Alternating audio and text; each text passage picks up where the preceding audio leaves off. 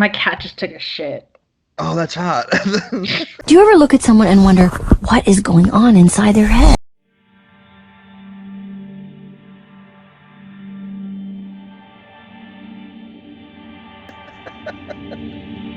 Welcome to Stank Space. Yeah. That's how we do it, baby. Mm-hmm. We take shits in boxes. You guys know me. I'm Big Stank. Everybody knows me. This is the beautiful, amazing, talented Lea Hodge. Also goes by Pixie in the internet world. She is a fucking author. She is a model, not just for the butt, but specifically of the butt. She's a hardworking babe. She just survived the winter storm of Texas that everyone memed. And she's a witch. Hold on! This is my favorite. Hold on! Her sister was a witch, right? And what was her sister? A princess! The Wicked Witch of the East, bro! And she's a badass woman, and I'm just listing shit off that you are now. So. Oh, so that. Yeah. Welcome to Stank Space. Thank you for doing this interview. Of course. Always happy to be here. You are a super interesting person with a super dope life. And I just, that's what the people I like to interview. I've interviewed a few in the past. Like one guy was a race car driver. One guy was my stepbrother growing up, like adopted brother. Well, then I have a high bar to hit then. First lady guest, and she's a people of color. So I don't want to brag, but I'm pretty woke right now. So yeah, tell everybody, like, obviously I met you through Instagram. You bought art from me to have put on your bod, and I liked all of your butt pictures on Instagram. And I believe that is how we became friends. Pretty sure that is how it happened, yeah. And I do still have your art tucked away from all of my other things in my bookshelf, just waiting for the day when I can get more ink, because, it comes soon enough, so. I would say use the stimmy bill, but you're probably paying for more important shit over there, like water and stuff. Yeah, and, more weed. Yeah, of course. Speaking of, we're definitely under the influence for this podcast. Blam, blam, blam, blam, blam. Dab it up. Yeah, thank you. You're welcome. So, don't do what we do at home, children, I guess. Whatever Jillian would tell me to say. She's the responsible one. Or if you do it, make sure it's at least the good shit. Yeah, and of course you have to be in a legal state, which you totally are in. Yeah, totally right now. I mean, it's decriminalized. Does that count? Oh, yeah, that's cool. Yeah, that's fine. Same here. So speaking of state, you were telling me earlier about how much you absolutely love and adore your state senator, Ted Cruz.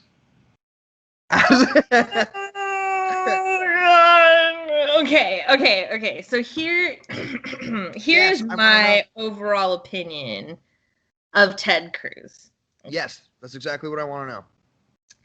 If you took a rat and that rat was like really small and gross and all the other rats hated them. Okay, yeah, so like the beta rat. Right. When you have like a beta rat who for some reason, probably having to do with his paycheck, managed to snag like this beautiful like New York subway rat, like kind of goddess-esque wife who's actually like a total Karen and a bitch. Yeah. And like their whole family like just beats on him all the time. Big right jab there from the little rat on the left. The big rat on the right has the advantage right now. You can see him using his hands. He's trying to grapple him as he hops on top of the counter. He's got an angle now. Children watching at home, turn your heads. This is not Ratatouille. Like that guy from Frog Prince, like the servant or whatever. That's Ted Cruz. Okay. See, I was wondering. That's pretty close to what I thought. And is this only because he tried to run away to a warmer place while all of you froze like literal human popsicles? Or does it go deeper than that? It goes deeper than that. I mean, I don't know about you, but if my boss straight up called my wife a dog, I wouldn't still be trying to shove my head so far up his ass he could see my eyeballs. Like, but it is also, it reveals a lot about character. It reveals a lot about class, that Donald's instinct is to try to attack my wife. I'm not. Yeah. You know what I mean? You're speaking of the iconic Trump diss. Yeah. And Trump, you know, is Supreme not Commander-in-Chief. even the president anymore, and Ted Cruz is still simping for this guy, and I don't understand. Like, my only reasonable explanation for this type of psychology is that he's realized that he's so far gone that his only thing that he has left is to stick to the corrupt, pathetic excuse of a moral compass that he has. Yeah, of course. Just somehow, at least once he has made himself the absolute humiliation, laughingstock of the Senate, at least he can say, well, I didn't stray from my moral. That makes sense. That makes sense. His fan base is pretty much just made up of the Trump followers now, I would assume. Yeah. From my understanding. Go ahead. From my understanding, what I've managed to look up is that overall he's not very liked in Texas. I mean, it did bump up in percentage after this whole freeze thing, but even before then, it was like a pretty even to a hate to not hate ratio. Yeah. It's pretty, a lot of things in Texas politically exist kind of along the party line. See, what a lot of people don't understand about Texas is that we're a very diverse group of people, especially now that more transplants are coming into the urban centers, but because most of that diversity is concentrated in the big areas, you know, Houston, Dallas, San Antonio, Austin, El Paso, you know, all of these larger areas, because of the way the political system is set up, we've been under Republican leadership for many, many years. Yeah. So I remember reading something about the way that districts are sectioned creates a huge, I'm not sure if it's the correct term, but a huge kind of gateway for gerrymandering in your state. So it's not necessarily the choice of the majority of the people, but it still lines up with so-and-so being from so-and-so. Right, because Texas, for the most part, is a very rural state. Yeah. The majority of what we do, that's not necessarily oil and gas, which is what you're going to find a lot down here in Houston, is agriculture. Yeah. I mean, agri apparently is part of your high school curriculum. So you learn how to do this shit in public school. Hell yeah, baby. Let's go learn to farm. Right. And so, and, you know, we have Texas A&M, which is like the big agricultural, you know, college. But what that inevitably leads to is that when you have people that are as spread out as they are, you've got these congressmen or representatives that represent these large swaths of the state that aren't necessarily there because people want them to be. They're there kind of like by default. The party that's in charge in Austin has a big advantage. They get the final say on the shape of new districts, and they can help themselves stay in power by drawing some funky looking borders. It's called gerrymandering. How does it work? Well, Republicans might squeeze a lot of Texans who tend to vote for Democrats into one district, so they aren't a threat in other districts. Or they could draw a district that stretches from Tarrant County down to Travis County, making sure reliably red voters far outnumber those who vote blue. Both sides have been guilty of gerrymandering. Okay, yeah. That makes sense. You explained it better than I could have. I could have, you know, taken 2 hours to explain it. You got that done quick. Yeah, I mean, a lot of people, here's the thing, like, because I'm originally from New York City. So yeah, I was going to ask you about that. Yeah, so when I told people I was moving to Texas, of course there was the, like, why would you do that? I mean, this is like as backwards get. Like, how could you be as progressive as you are and want to move to a state like that? But what they don't realize is that Texans most Texans are kind of like, they don't really care what's going on. Yeah. So they just kind of follow the status quo as it has been. But, you know, we really are a pretty diverse state that's just constantly oppressed by these generations of Republican leadership. And that's kind of just... you feel like it's traditional norms kind of take precedent over small changes that could help everyone kind of thing. Right. And so the opinion of Texas based on, you know, our laws and all of that stuff, from the outside, we do look pretty backwards, not going to lie, but it doesn't necessarily reflect the reality of the people that live here. Yeah, of course. Mm-hmm. And that's an important thing I always try to remember. Like, I feel like some of my left-leaning friends get so appalled when, and it's mainly from my dad, who is from Texas.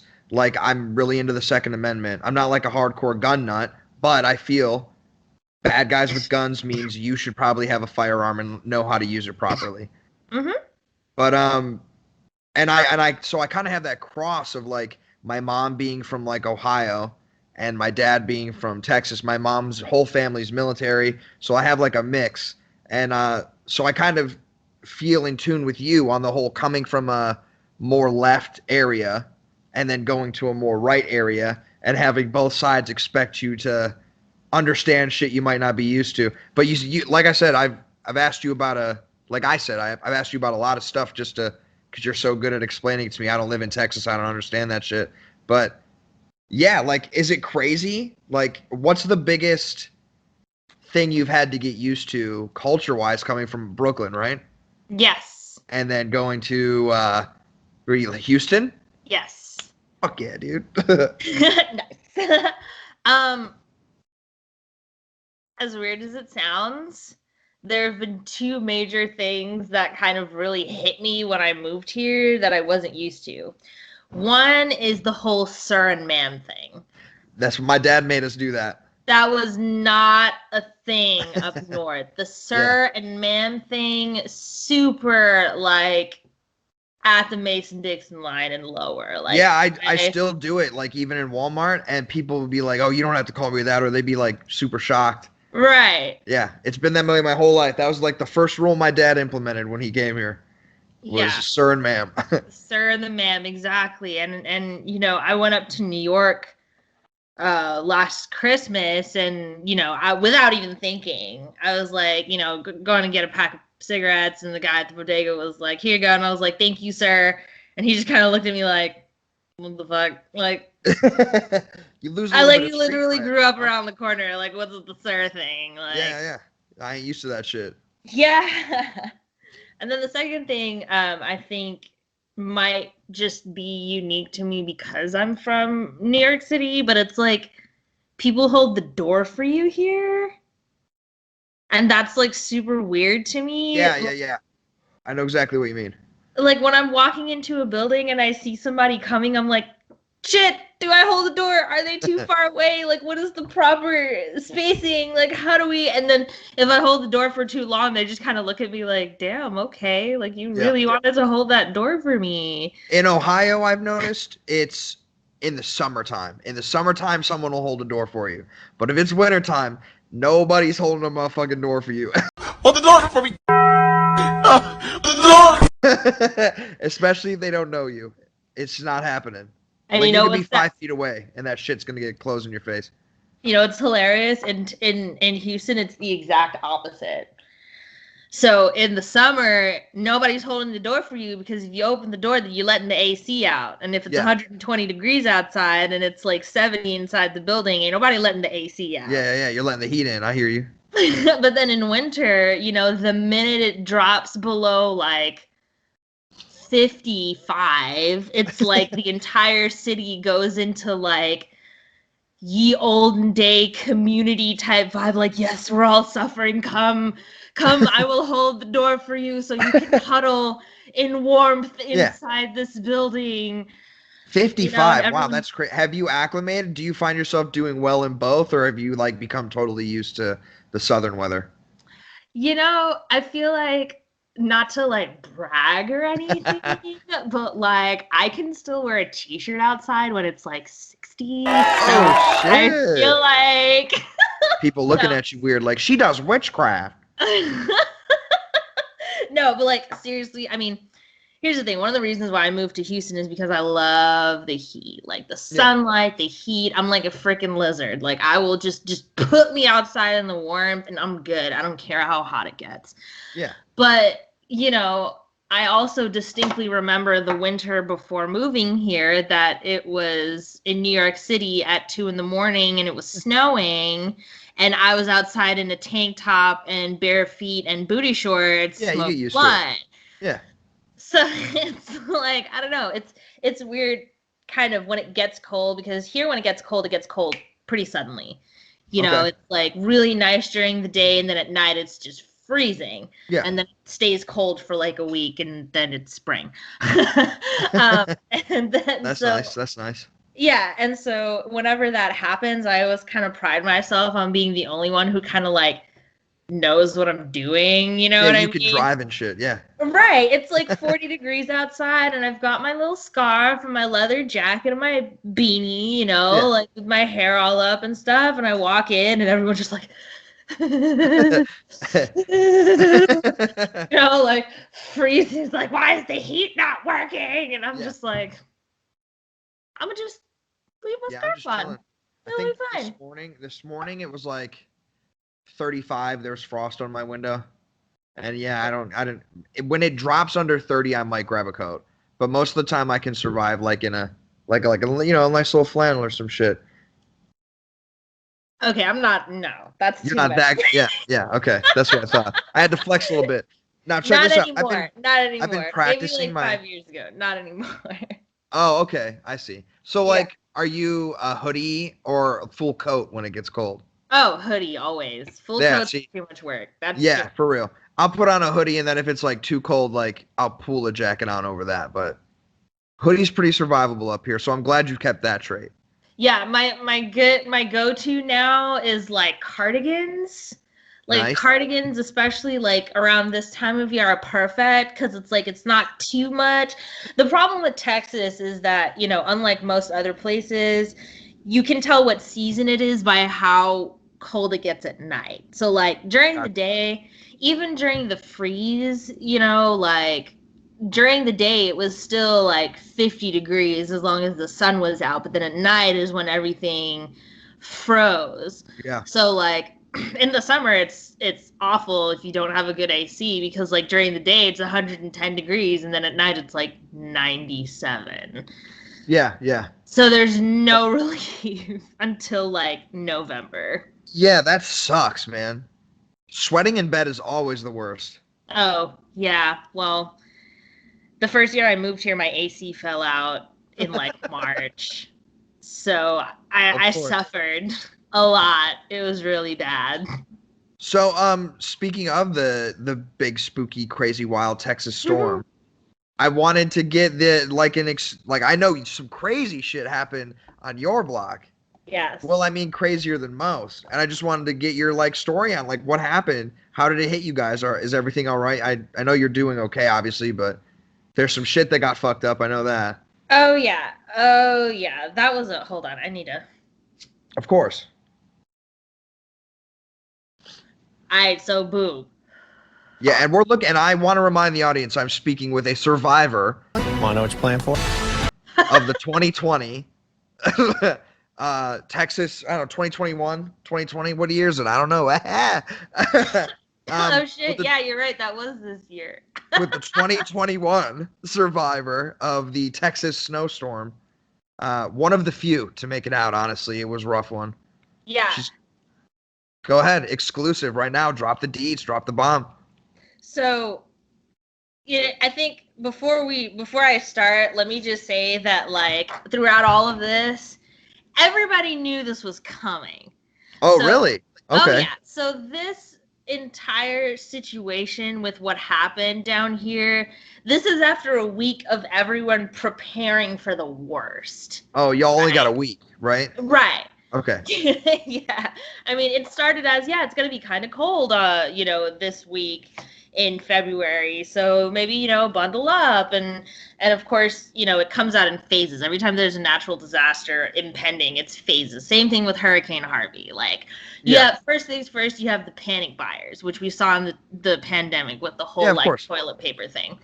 So like 2 days after this freeze was announced, you go to Walmart and there's no water, all the bread is gone, like everything. People selling it on eBay and shit. Facebook Marketplace. Yeah, it was pretty bad.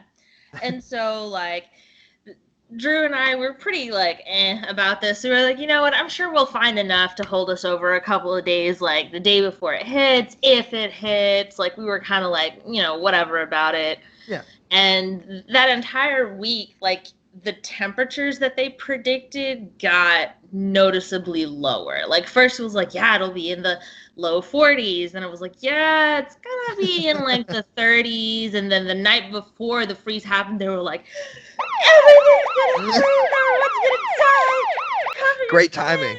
Great timing. Yeah, it was pretty bad. Everybody was panicking. And so, you know, this was, I think the freeze hit us on Friday night, I want to say. Okay. So Friday, I'm coming home and everything, and like Drew's blowing up my phone, like, you need to grab water, you need to do this and that. And I was like, it's not that serious, whatever. Like, I fucked up.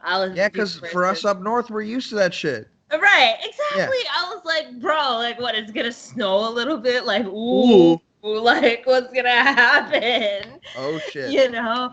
And he was just like, no, this is the same, you know. And eventually, I don't know what I did, but I eventually managed to convince him that it wasn't going to be a big deal. Whatever. And so the freeze hits overnight, and, you know, we're up late. We hear the wind howling. It's all spooky. Like, we're waiting for the snow to fall down, which never happens, by the way. It doesn't snow. It starts raining. And so I'm like, oh, okay, this isn't going to be that bad. And then it got really cold, like at 3 a.m. Yeah. And so I wake up, it's Saturday morning. I'm like, oh, you know, whatever. I start to turn on, like, I try to make some coffee and I turn on the faucet, no water. And I'm like, fuck. Frozen pipes. Right. Frozen pipes. And I was like, what the fuck is happening? So like I pull up my phone and I'm just like, what's happening? Winter freeze, blah, blah, blah. I was 7 a.m. Like, leave me alone. I didn't know what I was doing. Yeah. And so, like, I start texting my work group chat. I'm like, are we going in? Like, are you guys still in, like, your panic bunkers? Like, is anybody going to be at the office? And no response anywhere. And I was like, that's not good.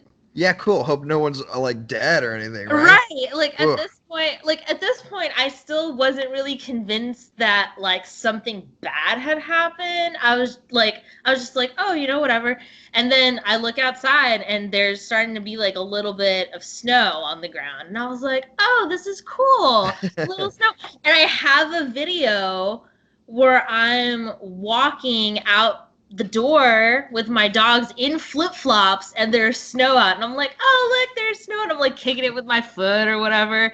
And I show it to, like, the people at work, and they're like, you're wearing flip-flops? In the snow? Oh. And you're just like, I'm built different, son. I'm built different.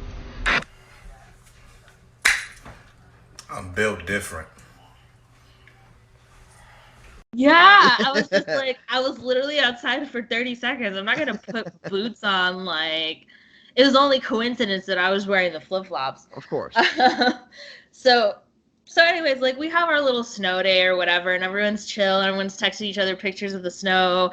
And so eventually, like, you know, Drew gets up and he's walking around and stuff, and I go to turn on the PlayStation because that's how we watch all our TV, and, like, the button doesn't work. And I'm like, you know, did the cat, like, fuck with the wires or something? So I'm plugging everything in, and then I look at my group text, and then I see the ultimate worst thing you ever want to get in a group text during a disaster. It's like, do you guys have power?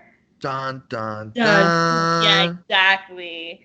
And I was like freaking out. I was like, yeah, I thought that we had power, but, like, I tried to turn on my PlayStation and it didn't work. And so I wake up Drew and I'm like, babe, we don't have any power. We don't have any water. And he just kind of looks at me and he's like, are you serious? So yeah, so you got minimum snow, but all the shit side effects of a blizzard. Yeah, because turns out that our regulatory people, the ERCOT people, is like this corporation that controls all of our utilities, they decided that they weren't going to winterize any of the systems, even when the government told them basically that you need to do that. So You hear that? I told you guys. I told Yeah. everybody. I said the government did it, bro. They said do it and then didn't check. And then all the rich fat cats in Texas were like, we're not going to do that. It doesn't snow in Texas. They would rather line their pockets. Yeah, it was pretty bad. But anyways, yeah, so I mean, we ended up not having power or water for 5 days. That's crazy, yo. See, and you would think like 5 days, oh, that's not that bad. You know, there's people that don't have power or water for months or whatever. Dude, it was awful. It was the worst thing I've ever had to, deal with. And the reason for that wasn't necessarily because we didn't have any facilities. It was just the absolute lack of anything to do. Yeah, so you guys were locked in, basically. Yeah, we couldn't drive anywhere because they had closed all of the roads. We had no power, so we couldn't power our phones. We couldn't do anything, and on top of all that, it was fucking cold, bro. Like, we didn't want to go outside and, like, walk around. I don't have any winter jackets. I don't have that.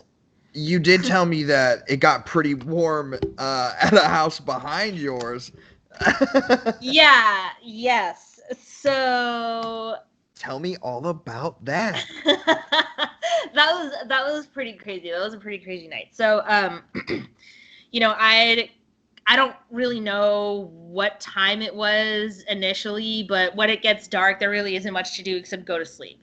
Yeah. So I was sleeping, and all of a sudden, I get woken up. Now, mind you, I'd spent the whole day like day drinking and smoking. So as one does. Right. And I was, what else is there to do? And I was kind of out of it. And so I was just being shaken awake. And Drew was like, babe, get up. What the heck? You have to get up right now. And I'm like, no, leave me alone. Like, no, come on, seriously. And I was like, okay. He's like, quickly. And so I thought, I don't know, that there was like an emergency or something. Of course, like somebody was coming or something, and he like opens the door, and I'm like, I don't want to go outside. So he just takes one of the blankets, like the big blankets that we keep by the door for the dogs, and just throws it over me and starts pushing me out the door. And I'm just like, what is happening? I don't understand. And so he's like, and I'm just asking him over and over, like, where are we going? What's going on? What time is it? Apparently it was like 1 a.m. Of course. And that so confusing hour. Right. Yeah.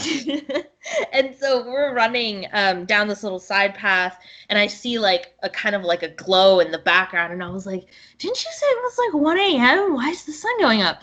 And he's like, no, you don't understand. And we come around the corner, and all I see is this row of 16 units completely on fire.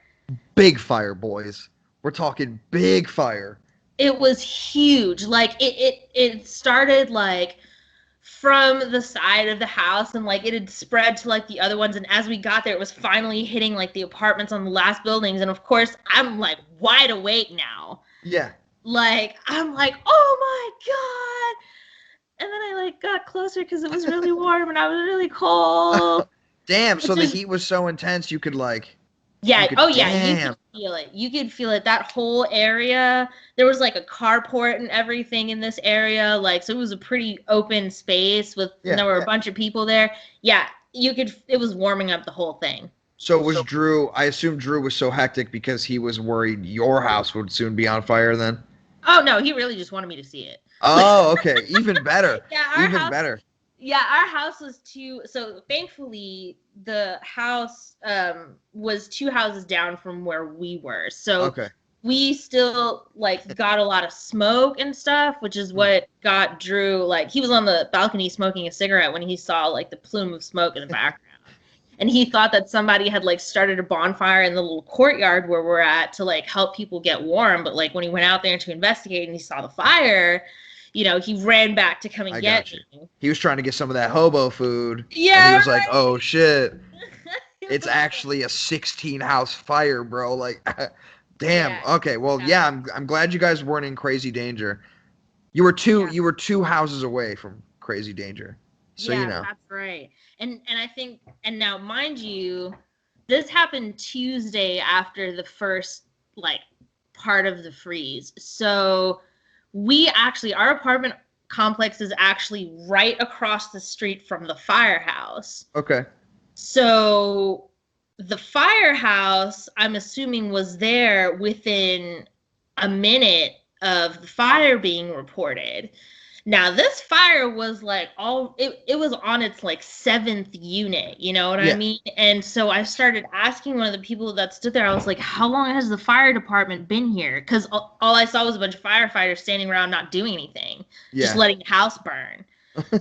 You know, and I was like, why aren't they? And like the lady's like, well, there's no water. Oh shit. Yeah, and I was like, oh fuck, like I didn't think about that. Like we didn't have any water to put the house out with. So you just had to hope it stopped. Well, or let the whole house burn down. Yeah. It was like an isolated building, like in its own little plot of whatever. But it wouldn't have caught anything else on fire. But I mean, that's still 16 families that don't have a place to live. On top of there being no water and electricity anywhere. Right, exactly. And so that apartment complex, like I guess the whole building needs to be demolished, but it didn't quite reach the last units on the end. Yeah. But yeah, I mean, the house is pretty much destroyed, and it took the fire department 45 minutes to get water. They had to drive it in from other parts of town so that they could put out the fire. And that took, so obviously that took forever. Right. And so because it's fucking Texas. Yeah, exactly.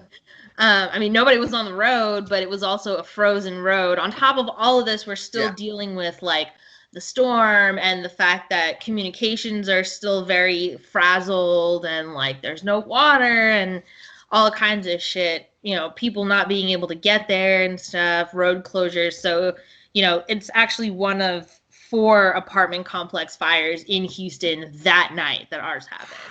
Yeah, it was and pretty bad. They just had to sit and wait. Yeah, that sucks. Wait. Well, thankfully they at least had some sort of backup plan. Yeah, they did. All right, so my next question is a fun one. What's the most Texas thing you've done and the most New York thing you've done? I'll tell you mine first. Okay. The most Texas thing that I've ever done is my dad had a beta fish, like a gigantic one, or not beta. It's like some weird thing that it's like related to a piranha. I don't know. Gotcha. Apparently, he loved them when he had them in Texas. But this one he had was so dumb and stupid and big. And like I said, they eat everything. And this fish ate the thermometer in the tank and gave itself like mercury poisoning. Oh my god. So my dad like didn't want to kill it and didn't want to like go bury it and have some stinky ass fish. So we lived like a street away from Lake Erie, and he just took this like dying mercury poisoned fish and was like, well, yeehaw, and threw it into the lake. That's the most Texas thing I've ever done. Yeah. And then the most New York thing I've ever done is decided not to fight a guy because he had Tim's on. I was like, no, not gonna do it. Don't know this cat. I butt from my nigga. Yo, homie right there, got in the corner right there. Yo, who the fuck is this nigga? Don't know where he's from. I do know boots hurt, and I do know guys who wear them to the bar probably like to fight. So, so I was just like, okay, I respected the Tims. That was the way it was put to me when I told the story to my my beautiful brother Devontae Taylor. He was like, oh no, that's the same as like if you see black Air Force Ones, you just respect the shoe, you walk away. Because whatever it is, it's not worth it. Like if you get robbed or you hit your girl or something, yeah, try to fight, I guess. But otherwise, you know he's armed. So just Just walk away. Yeah. Walk away. So the most New York thing I ever did was I respected the Tims to a degree Nice. where I took the beta position in the interaction. Yeah. Only time though. Only time.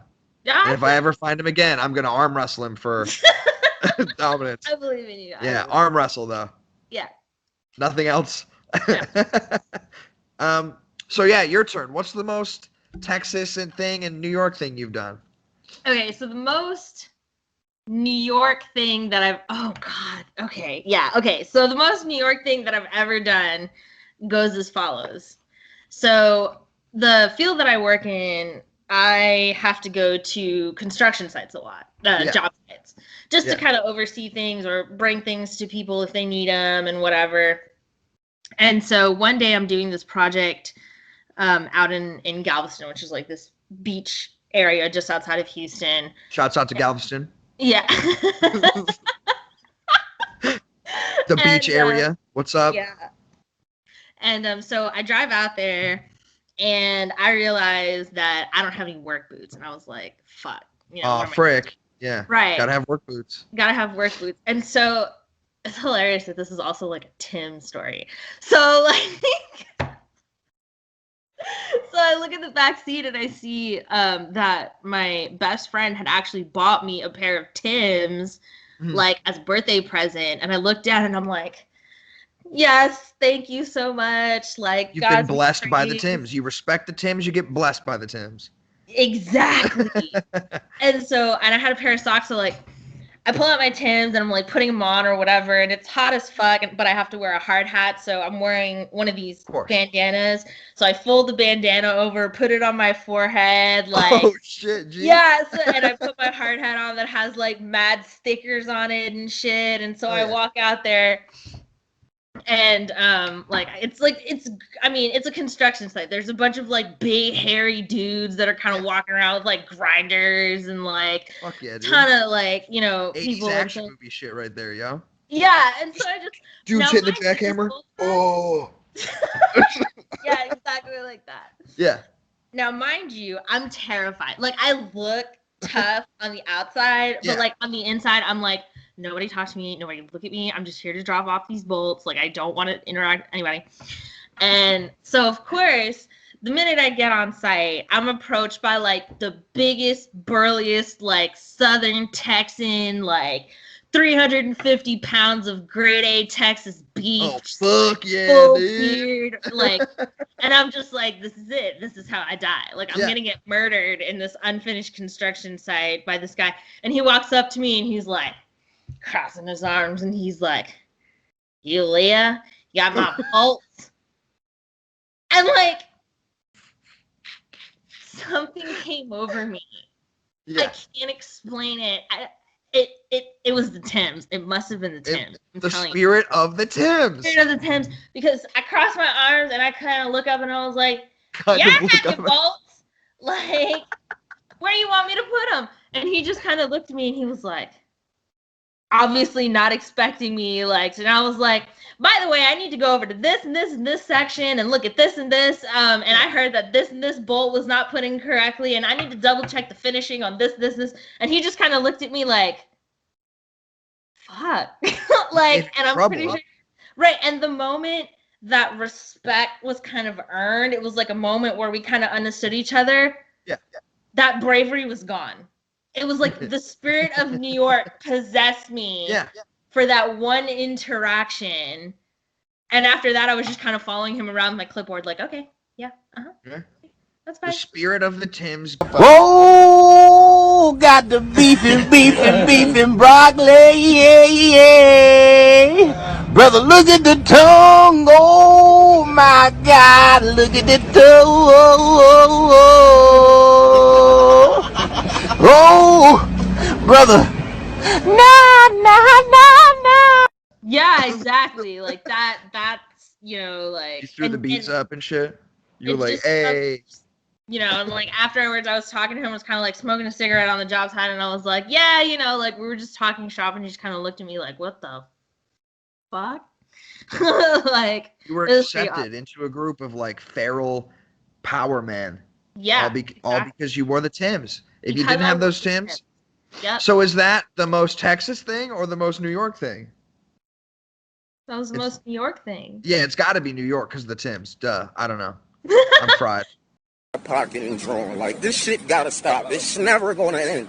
Look what she did to my man shit, though. She cut my man shit up. Then she cut my man not the Yattas. Not the Yattas. She did fuck you, bitch, on the Yattas. She out of pocket. Got my man clothes on and shit, all low shit, Dita shit.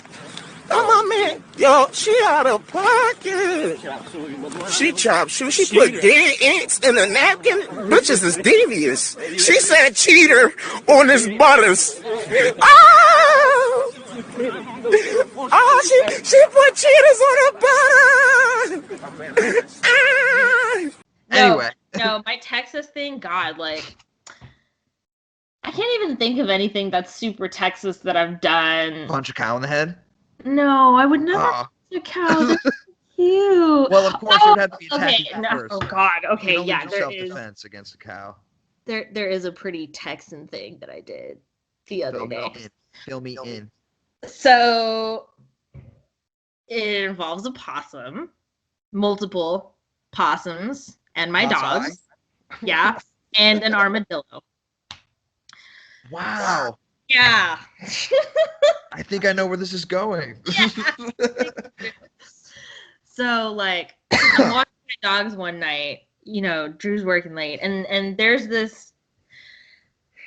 a family of raccoons that lives behind the carport, and then there's a family of possums that lives around the corner behind the fence. Okay. And there's often conflict. Yeah. Conflict. Right.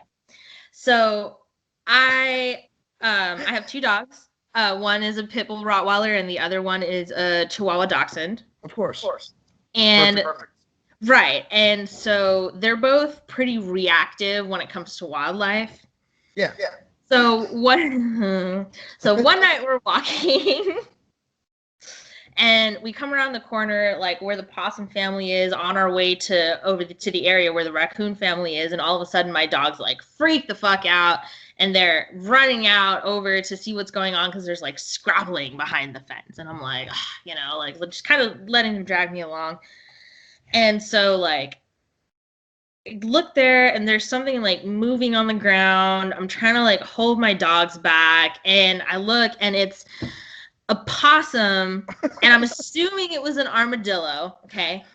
Fighting over like, I don't know what it was, territory, something, but they were fucking going at it. Like, so you rolled up to a street fight between two nighttime animals, which are the scariest animals. What? Possums are adorable, but don't get me started on that. So like, you know, my dogs are freaking out. They can't get there because there's a fence there, and I'm just kind of like watching in fascination. Like, this is interesting to me. When all of a sudden, like, my pit bull kind of like takes off, and all I hear after that is like beep, beep, beep, beep, beep. Remember that? And I'm like, oh fuck, like what's going on? So I tear myself away from like the possum and armadillo fight. Yeah, of course. And I find that Cohen had found a baby raccoon that had fallen off of the side of the carport. Now, he would never like eat it or anything. He was just like sniffing it, but obviously the mom was like nearby freaking the fuck out. That's awesome. So, right. And so meanwhile there's still this fight going on, and Jack is like barking at the armadillo possum couple, and I'm just like, Jack, come here, because he's like waking up the whole neighborhood. It's like 1 a.m. or whatever. And so like I try to pick up the raccoon, but Cohen just like doesn't let me because he wants to sniff him. So I finally like grab him and try to bring him back to his mom, and like finally like everybody's barking and the armadillo is like fighting the possum, and my dogs are freaking out, and I have this raccoon baby in my hand. I finally just pull out my slipper, and I was like, would y'all just shut the fuck up? Oh shit, you had to go full slipper. Super loud, and I was like, y'all are waking up the whole damn neighborhood. I cannot believe that I have to deal with this at work. You get your ass over here, sir, right now. You stop that.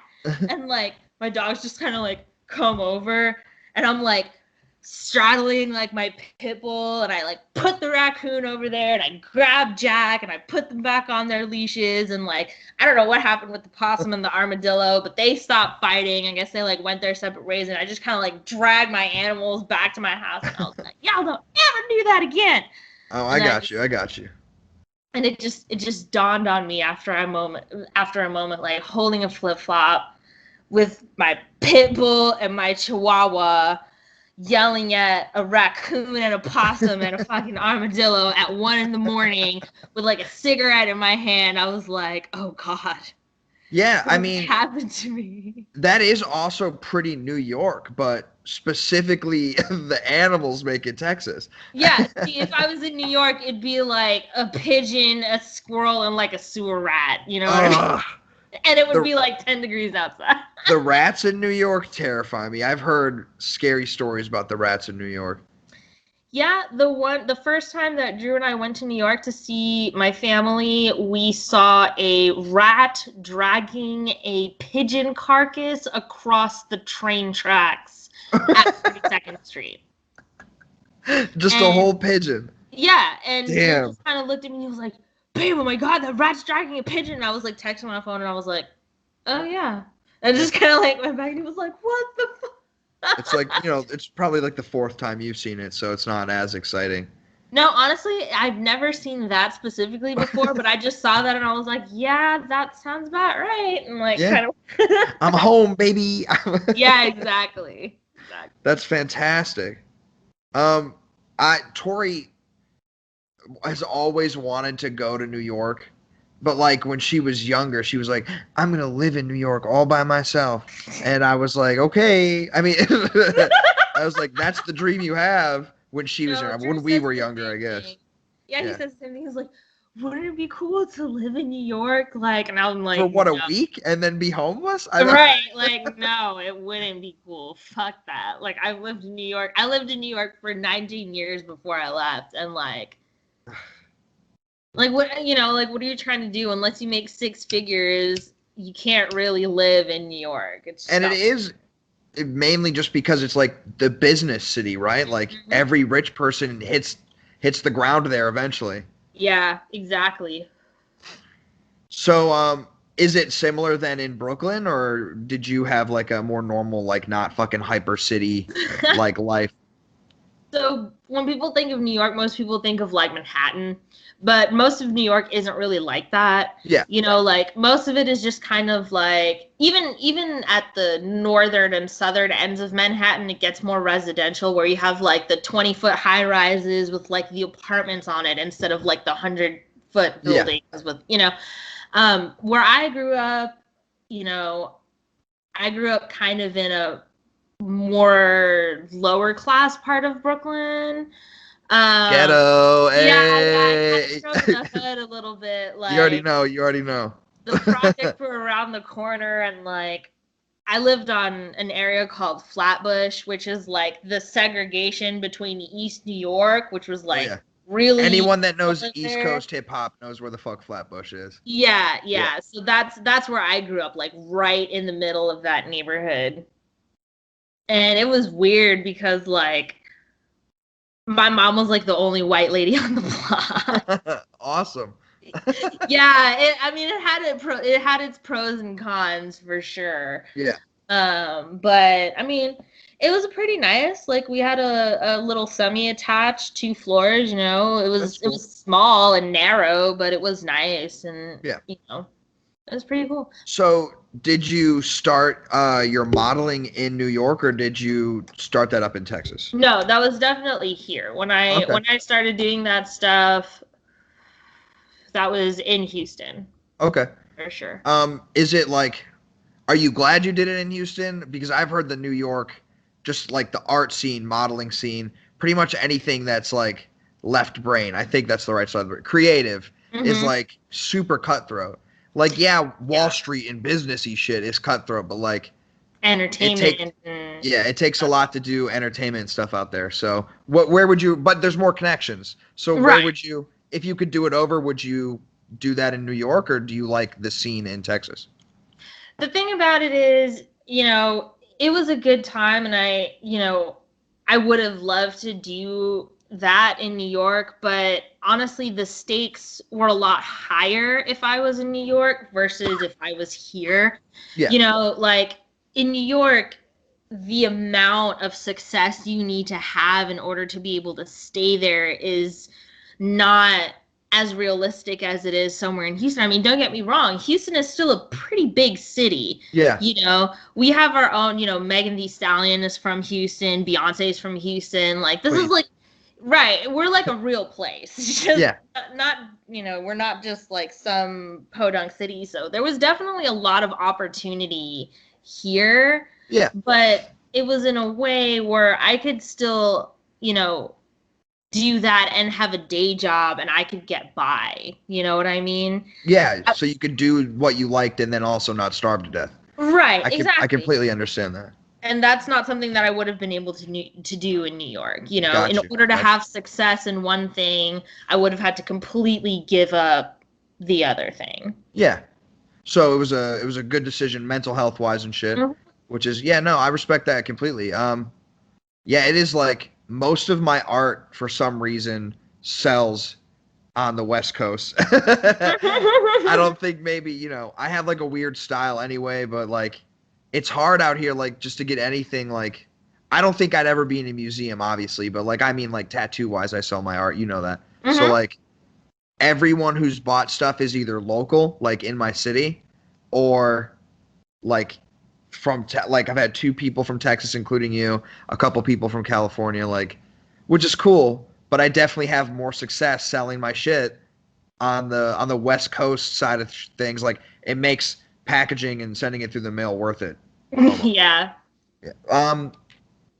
So yeah, that's obviously like how we connected because I had a friend that was like, check out this totally hot chick on Instagram, and I was like, oh. Really? She's hot, and but I was like, oh, she's hot, and she does cool shit. Like, it's not just like, oh, I'm not trying to make it weird. No, you're good. You're good. So, I totally see what you're saying. Yeah. Yeah, and this was clearly before we became friends, and I knew you, so you just like, for lack of a better term, a lady on the internet. Oh, that sounds so bad. No, it's fine. No, I mean, at one point you were still just some guy that draws cool shit. And now we're internet BFFs.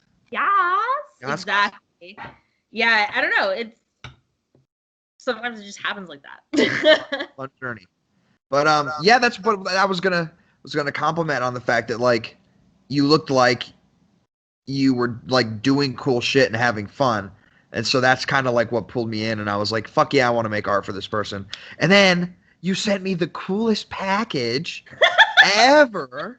It was like a little like druggy mom package. Not like bad, you guys know, not bad drugs. We talk about this all the time. Yeah, like you sent me some like Texas exclusive wraps and shit, and a little grinder that I still use, like just fantastic. And I was like, this is it. This is a friendship everlasting. Package. Yeah. And then so I fucking I'm full. Hold on. How much of that have you been smoking? Too much? I'm gonna go ahead and turn it off and put it down. And meanwhile I'm sitting here like, shit, am I too stoned? No, you're doing fantastic. You're doing great. Yeah. I'm the one I'm fumbling right now. My team's losing. You're fine. You're fine. Your ears are a little red there. A little bit. Oh yeah, your book. I wanted to talk to you. Actually, let me read this really cool new shit you're working on, and then through that, I found out something you didn't tell me, which was that you have your own like book, like published not on Tumblr either. It's a professional, beautiful book. It is published online. I'm gonna throw the link up, up in this somewhere, so people can go buy it. It's $10, probably a little more for shipping, whatever. But listen, you are a fantastic science fiction writer. Oh, thank you. You fully get it. And I'm a science fiction snob. Like, you ask me what my favorite sci-fi movie is, and I say The First Alien. Yeah, I'm disgusting. So you're like super hipster and old school. Yeah. I could give a fuck less about Star Trek or Star Wars. I'm like, whoa. Well, like I like Star Wars more than Star Trek. I like both. That's what I should say. Okay. I'm not like one of those diehards. Like I don't know. But I love anime and shit too, and you capture that so well in your writing. So that's what like. Yeah, tell me about this book. You wrote it in 2018, different times. Yeah. Tell me about it. Pre-pandemic. So I came up with this idea actually. Oh my God, don't judge me. But I used to be a part of this website called Gaia Online. Oh, there are people that know what that website is. okay, don't judge me. No judgment. No judgment. But there was this guy who I was doing a private role play with him in one of the forums. Are we about to get spicy? Yeah, just a little bit. Just a tiny bit. Spice it up. So he the way we had met is we had actually done, in my opinion, a pretty damn good role play, which I'm actually working on turning into a book. So wait, pause. Now, when you say role play, like I immediately think of the Chris Hansen like role play chat room. It was a role play chat room, bro. Hey, NBC, 2 words, role playing chat room, dude. No, it was not a chat room. I have class, okay? No, but was it like a role play or was it like a role play? You know what I'm saying?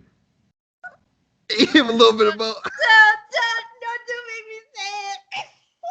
Okay. I was young and horny. Yeah, of course. Alone. You weren't doing any weird Satan stuff online. You weren't sinning online. No one sinned online, especially not on Gaia.com. Of course not. Never. Okay, so, but it was so good. You're gonna write a book about it? What I was getting at was that he was a good writer, and so he helped me become a better writer. That's what I was getting at. That sounds fantastic. So, like, your horniness allowed you to be nurtured in the art of writing. Why would you say it like that? It's like a classic, like, that like rom-com story where she falls in love with her college teacher, but for you it's like some dude. Oh my God, Nick, it was so bad. So bad. I was like 14. Okay. Oh, trigger warning. Okay. We interrupt this program to bring you Courage, the Cowardly Dog Show, starring Courage, the Cowardly Dog. So, at one point I just started rereading all of it and I realized that I wanted to continue the story. So, if you buy the book, I actually dedicated it to him. Beautiful. Not his name, because I didn't want that to be out there, but rather his screen name, or the nickname that I had for him, his screen name on Gaia. So there's a little Easter egg about that. I'm pretty sure, I forgot exactly what it was, but it was like, I hope I did your characters justice, something like that. Cute.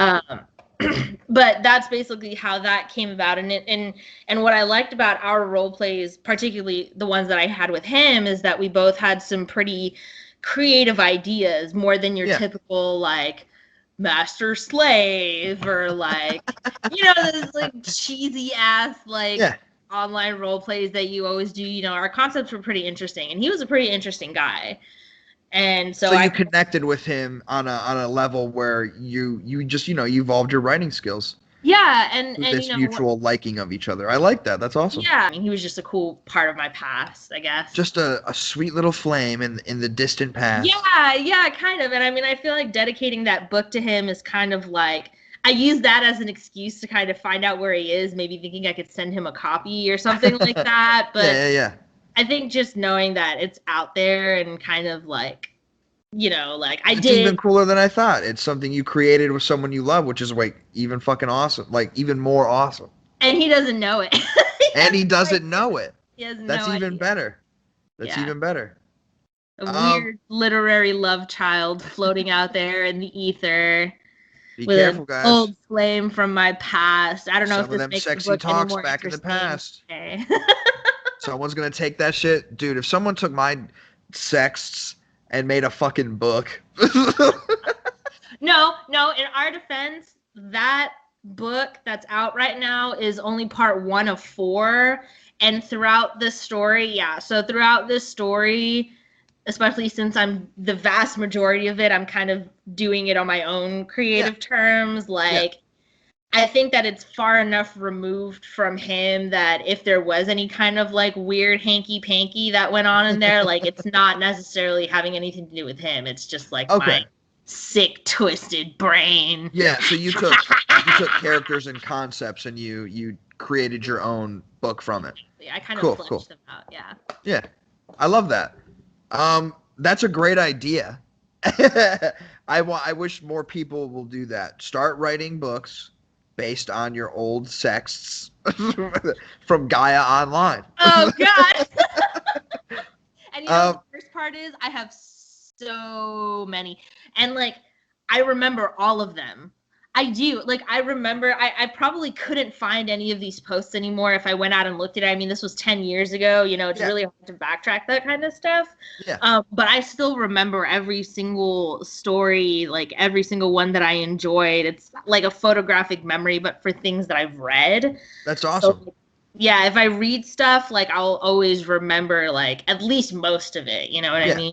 See, I'm that way with directions. Like, if you give me directions, I don't know where the fuck you're talking about. But if I drive there once, I remember how to get there every time, no matter what. Exactly. Yeah. So like, that's so cool. So you just remember shit that you've written really well. I love that. Yeah. That's great. That project that I keyed you in, the project that I'm working on right now, also started as a Facebook roleplay group. So that's awesome. Yeah. I love like I've got a couple like how to become a better writer books and shit, because I dabble every once in a while, and I don't write my own jokes though, guys. This is all freestyle, all for you, you know. But and yeah, that's like the number one thing in every fucking book I've gotten is like find other writers, go talk. Like I'm sure if they were written in modern times, it would be like, yeah, get on some fucking, you know, just go on online and find some people that write and shit. Yeah. So that's good advice. I like that. What necessarily influences your science fiction taste? Because like I said, that you hammer that genre down so well. So you got to be into some good shit. It's weird because I feel like the type of sci-fi that I write is very fantastical in nature. Like a lot of the concepts that I come up with are very like large scale. Yeah. You know what I mean? But I always try to like think about, I don't know how else to put it without sounding like a conceited asshole, but it's like if I was the main character, like how would I be dealing with this? You know what I mean? I have this weird relationship with that particular science fiction world, because it's like I feel like every artist has like their baby, you know, it's like the one thing that like they've been working on it forever and it's never quite perfect and like they can't release it. Like that universe is my baby that I began to conceptualize in a time where I really didn't have anything else. Yeah. You know what I mean? Like it was one of those times in my life where like I was lucky if I got 10 hours of sleep a week. Yeah. You know? And like I got really into the game Destiny. Okay. Yeah. Fuck yeah. Great game. I got really into Destiny, and then when Mass Effect Andromeda came out, I got really into that one too. Yeah, that's my favorite series ever, by the way. Yeah, y'all can shame me. I never played any of the other Mass Effects, but Andromeda is like one of my favorite games. It was good, especially all the weird glitches. You know, that was my favorite part. Party har.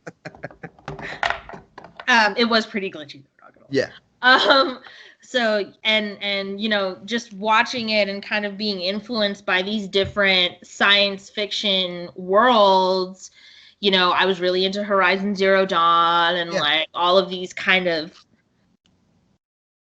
places that, you know, were so distant, but like there was always something that kind of like tied it together. And this was also around the time where I kind of underwent this spiritual awakening, and I got really cemented in my faith, and I started exploring a lot of other spiritual theories and like all kinds of stuff. And like what that turned into was this universe, this literary universe Yeah. that I would just escape to whenever shit got too real. You know, and in this universe where I was God, quote unquote. Yeah, of course. You know, like the characters embodied all of the beliefs I wish that the people embodied. Like the universe had all of the problems that I was dealing with. I mean, if you go through the timeline of the story that I'm putting in this universe, it very much mirrors those really dark periods of time that I had in my life. And this universe was just kind of like my interpretation of the place where it could happen, where everything would be okay in the end. And I want to say too, I got the footnotes version of what you're writing. I got like the baby script, like the quick fucking essay, and I could feel that emotion and that like that spark of ingenuity in the way that you were writing. It was very refreshing. I read a lot of sci-fi shit. I see a lot of sci-fi shit. Starship Troopers is one of my favorite books. Nice. Not movies, books. I also love the movie. But so like, it's hard to explain. It was almost like a space themed like Avatar. It was so beautifully written and so in touch with itself. I was like, yo, this is just the fucking sticky note on top of the book. I can't wait to read this whole thing. So we're gonna keep updated on that. Whenever you drop your first chunk on that cool story, you gotta let me know. We'll break it. Breaking news on Stank Space. And then your first book, which is called Seasons of Ezra. Seasons of Ezra, is on sale here. It's for a good amount of money. You know you just got your stimmy. Let Joe Biden pay Lea Hodge for her beautiful artwork. And you know, it's been over an hour. We talked about a lot of cool, fun stuff. I had a great time talking to you. Me too. Is there anything you want to plug? Yes. Do it. Huh? Do it. Plug it. Do it. You might want to edit this part, but like, okay. I have to Google the number of the Girl Scout troop to make sure that it's right. It's all good. I'm going to keep all this in. It's going to be super Oh my God. Stop. Okay. So I want to plug the Girl Scouts troop 6,000. Okay. Because it is Girl Scout cookie season. Yeah, it is. And you can go to girlscoutsnyc.org and look up Troop 6,000. Okay. And this troop is specifically for the population of homeless girls under the age of 12 in New York City, which, you know, is very close to my heart. Specifically because, you know, it's the city where I was raised, and I was around a lot of people who were in difficult situations. I myself was in difficult situations, and you know, having something as stable as a regular Girl Scout meeting, you know, can help these girls feel like, you know, there's something good in their lives, and I just want to share that so other people can maybe take part in that. Fuck yeah, we're gonna throw that up on the screen. We're gonna make a donation. I mean, you know, I'm gonna give you some Samoans, girl. You know, I'm gonna give you some Samoans, girl. You know. Fun fact about Big Stank, the only time I like a stranger child on my porch is when they're selling motherfucking cookies. Other than that, get away from me. I don't do crazy babies. And on that note, we're going to go ahead and end. It was a beautiful time. Thank you for taking the time to talk to me. And this is going to be awesome episode. First female guest on the podcast, everybody, Lea Hodge. Woo! For the gang, yeah! Hey, NBC, 2 words, role playing, chat room, dude.